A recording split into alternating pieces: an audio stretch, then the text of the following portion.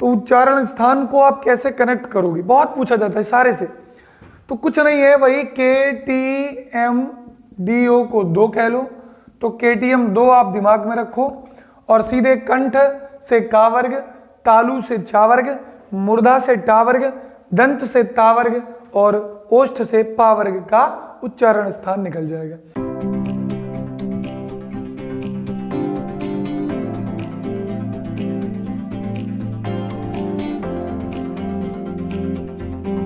नमस्कार दोस्तों, हम लोगों ने स्वर कंप्लीट कर लिए थे। स्वर के बाद अब स्वर के आगे की कड़ी जो अयोगवा और व्यंजन के रूप में होगी उसको देखेंगे। ठीक है, तो पार्ट वाइज आए हैं, ये पार्ट 2 है और पार्ट 2 में बेहतरीन तरीके से एंट्री मारेंगे ताकि पार्ट 2 भी पूरी तरह से समझ सके। ठीक है, चलो आगे चलते हैं। फिर देखो दोस्तों, भाई दूसरा पार्ट में स्वरों के बाद अध्ययन की दृष्टि से आता है अयोगवाह। क्या आता है? अयोगवाह। तो दोस्तों अयोगवाह का मतलब वो आ प्लस योग कह लो आप, अर्थात जो आ के योग से आता है। अर्थात कौन है आ के योग से आता है? तो आता है अंग और आता है आह। क्या आता है? अंग और आह। एक बात आप यहां लिख सकते हो बड़े स्वर्ण अक्षरों में कि यह ना तो स्वर हैं और ना ही व्यंजन। यह ना तो स्वर है और ना ही व्यंजन। जो अंक होता है इसको हम लोग अनुस्वार कहते हैं और जो आहा होता है इसको हम लोग मौलिक रूप से विसर्ग कहते हैं। ठीक, बनने के लिए आ योग ही होता है, मतलब आ पर ही ऊपर बिंदी लग गई तो अंग बन गया और आ के बगल में बिंदी लग गई तो आहा बन गया। 2 बातें क्लियर हैं। ठीक, तो चलिए भैया अनुस्वार, इसका उच्चारण स्थान अनुस्वार का ये होता है नासिक से। किससे होता है? नासिक। जबकि विसर्ग का उच्चारण स्थान होता है कंठ से। किससे होता है? कंठ से होता है। तो ये है इनके उच्चारण स्थान। क्या है ये? उच्चारण स्थान। ठीक, ये भी आ जाओ, तो ये है उच्चारण स्थान। ओके, कोई दिक्कत नहीं बनेगी। तो ये अयोगवाह की कहानी इतनी है, ये ना स्वर है ना व्यंजन है। अंग और आहा, अंग को अनुस्वार कहते हैं, आहा को विसर्ग कहते हैं। अंग का उच्चारण स्थान नासिक से है जबकि आहा का कंठ से है। तो आप इसकी स्क्रीनशॉट ले लो ताकि हम लोग व्यंजन के प्रक्रम में आगे बढ़ सके। ठीक, तो हम लोग इसको हटा देते हैं। स्क्रीनशॉट ले ली हो तो फिर व्यंजन को एक बेहतरीन प्रक्रिया से आगे बढ़ाते हैं। ठीक है, चलिए आगे चलते हैं भाई।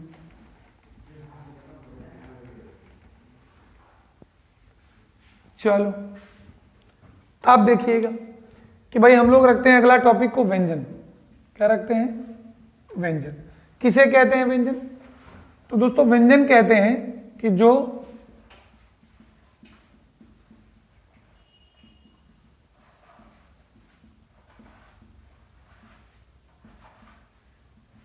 स्वरों की सहायता से बोले जाते हैं। जो स्वरों की सहायता से बोले जाते हैं क्या कहलाते हैं? व्यंजन कहलाते हैं। अब इन व्यंजनों की अगर बात देखोगे कि भाई व्यंजनों के प्रकार, या पहला प्रश्न एक आता है इससे और कि मूल व्यंजन कितने हैं? मूल व्यंजन, तो आपका उत्तर है 33। कितने? 33। फिर अगला प्रश्न है कि भाई मूल व्यंजनों को कितने प्रकार से बांटा गया? तो हम लोग बांटते हैं 3 प्रकार से। ये मूल व्यंजन के प्रकार हैं, बात ध्यान रखिएगा। ठीक, बांट दिए भैया 3 प्रकार में। चलो बांट देते हैं। पहला प्रकार आता है स्पर्श व्यंजन। क्या आता है? स्पर्श व्यंजन। इनकी संख्या होती है 25। ठीक, दूसरा प्रकार आता है अंतस्थ व्यंजन। इनकी संख्या होती है 4। तीसरा प्रकार ऊष्म व्यंजन। इनकी संख्या होती है 4। तो 25, 4, 29, 4, 33। मैं स्पर्श, अंतस्थ या ऊष्म की चर्चा करने से पहले एक बात आपको बताना चाहूंगा, क्लियर कर लो। एक उच्चारण स्थान की बात आती है कि उच्चारण स्थान क्या है, तो स्पष्टता का अभाव न रहे मैं आपको बता दूं। जैसे ये मान लो हो गई हमारी मुखाकृति।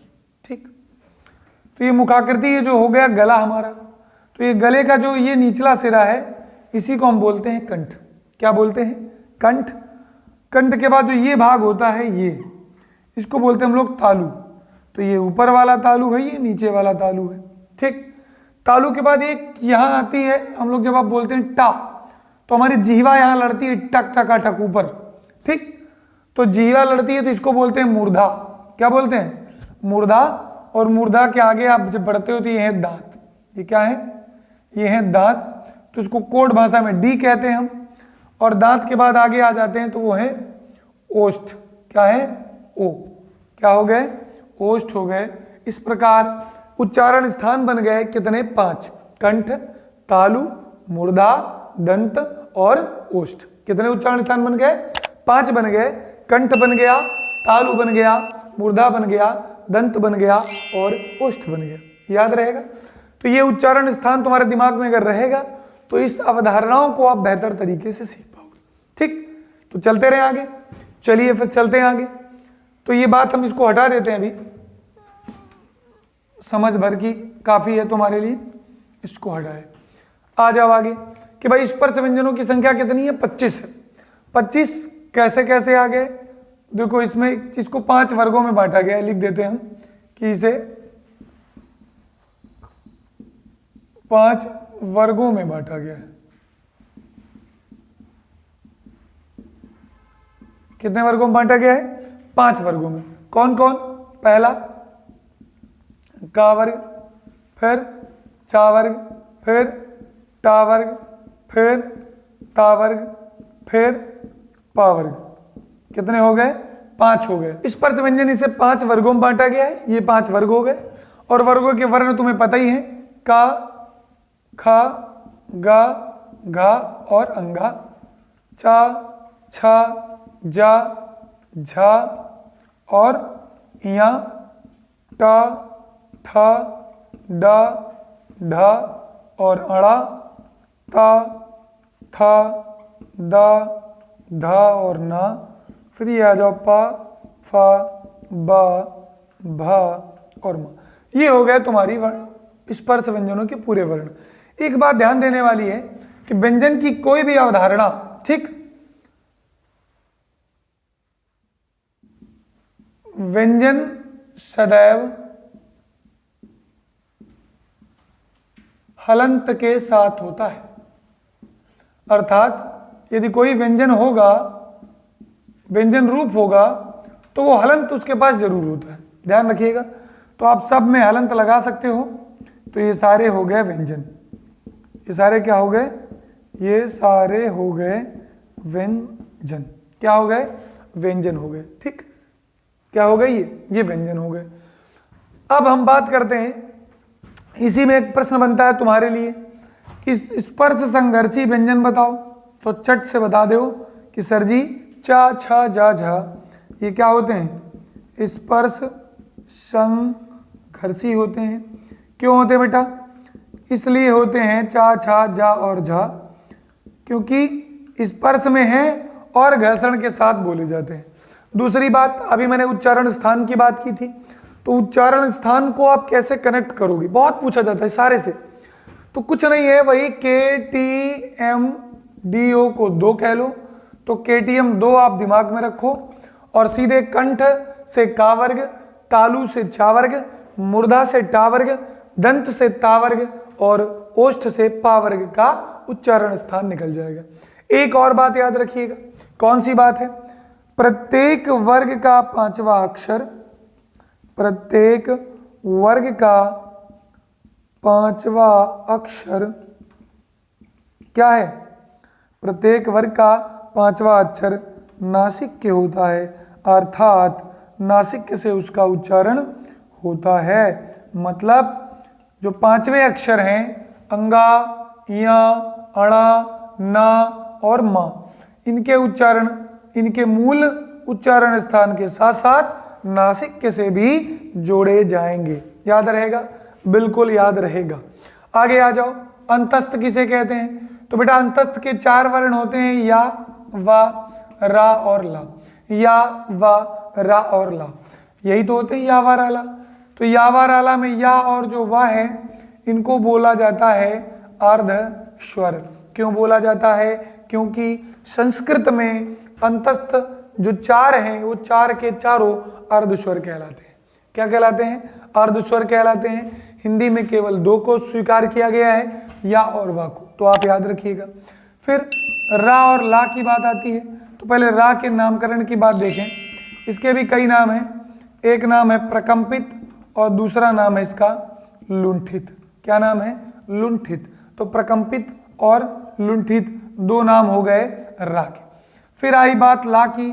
ला किसे कहते हैं? तो ला को कहते हैं पार्श्विक वर्ण। क्या कहते हैं? पार्श्विक वर्ण या पार्श्विक अक्षर कह लो, जो भी कह लो, तो इसका नाम पार्श्विक हो गया। तो ये बात तो हो गई नामकरण की।